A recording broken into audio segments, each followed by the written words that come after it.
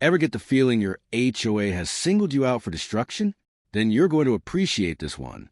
Meet Mark, a guy who invested his time, sweat, savings, and countless weekends into restoring a classic 1956 pickup.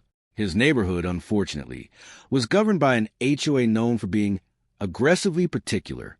The board was headed by a woman named Carol, who treated her personal design preferences like federal law.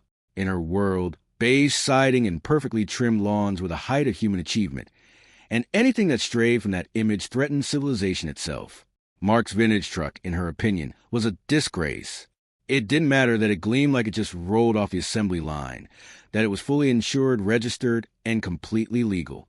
It simply didn't align with her cookie-cutter suburban fantasy. The first warning letter showed up just a week after Mark finished the restoration. It was formal and cold, citing a loosely defined rule about non-standard vehicles, and demanding the truck be hidden from view. Mark responded calmly and respectfully. He explained that the vehicle was a classic collector's truck, fully operational, and not commercial in any capacity. He even offered to share documentation and restoration photos. He assumed a reasonable conversation would fix the misunderstanding. He couldn't have been more wrong. Carol and her board had zero interest in reason. Another letter followed, sharper in tone. Then the fines began, $50 per day. The penalties stacked up fast. Hundreds turned into thousands. Mark refused to pay on principle, arguing the citations had no legal footing. This wasn't about community standards. It was about control, and his refusal to bow down felt like a threat to their authority. So they decided to escalate. Everything exploded on a bright Saturday morning. Mark was in his garage, carefully polishing chrome, when noise outside caught his attention. He stepped into the driveway and froze. A tow truck was backing in. Standing on the sidewalk, wearing expressions of smug victory, were Carol and two fellow board members. They had actually called the police and a tow company to seize his truck. Two officers stood nearby. One was listening to Carol, who was gesturing dramatically toward the vehicle as if it were a hazard to public safety. The second officer, younger and clearly uneasy, approached Mark. "Sir," he said carefully, "the HOA has issued a removal order. They claim this vehicle has been in violation for weeks." Mark didn't raise his voice. He glanced past the officer at Carol, who stood there with folded arms and triumphant smirk, as though she had just clinched a championship trophy. She believed she'd cornered him. She believed this was checkmate. "An order?" Mark replied evenly. "I understand you're doing your job, but there's been a serious misunderstanding."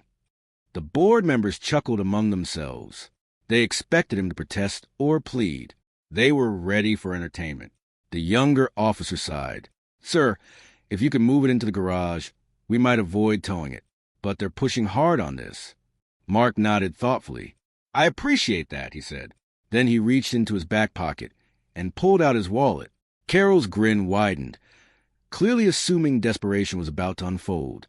But instead of cash, Mark flipped open the wallet and displayed what was inside. The shift was immediate. The charged atmosphere dropped into complete silence.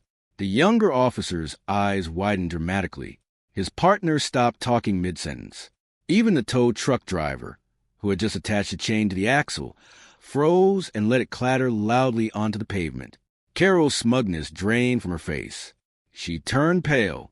The other board members stood motionless, stunned, because what Mark was holding wasn't money or a driver's license. It was a gold badge catching sunlight, engraved clearly with three unmistakable words: Federal Bureau of Investigation. The senior officer swallowed. "Agent," he corrected himself quickly, posture shifting from casual authority to rigid respect. "We were not informed. We were told this was a standard neighborhood issue." Mark looked directly at Carol. His tone was calm, but now edged with unmistakable authority. "Is it typical HOA policy," he asked evenly, "to deploy police resources in order to harass a federal agent over a legally parked vehicle on his own property? Because that sounds like something my superiors might find extremely interesting, especially the part about fabricated violations and targeted enforcement." Carol couldn't respond. Her lips parted, but no words came out. Panic replaced arrogance in seconds. She had picked the wrong battle. Her power play had just collided with something far beyond her control. The senior officer turned sharply to her. "Ma'am, we are leaving. You will not use this department to settle personal disputes again. Is that clear?" Then he addressed the tow truck driver. "You're done here." The driver wasted no time. He unhooked the chain faster than he had attached it and drove off so quickly his tires squealed against the pavement.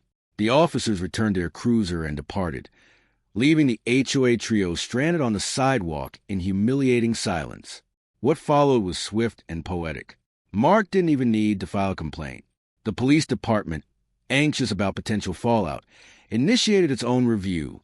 A formal warning letter was sent to the HOA about misuse of emergency services. News traveled fast. Within days, the story of Carol attempting to tow an FBI agent's truck had spread across the neighborhood. At the next HOA meeting, homeowners packed the room. A vote of no confidence was called. Faced with overwhelming outrage, Carol and her allies resigned on the spot. A new board was elected under a refreshingly simple promise: common sense governance and absolutely no bullying federal agents. As for Mark, the truck stayed exactly where it belonged, parked proudly in his driveway. Neighbors occasionally paused to admire it. The fines vanished. A written apology even arrived in his mailbox. Sometimes the loudest bullies collapse the fastest when they finally run headfirst into a wall. Or, in this case, a badge. So what do you think? Ultimate HOA karma? Let me know below. And if you enjoyed this story, make sure to like and subscribe for more. Thanks for watching.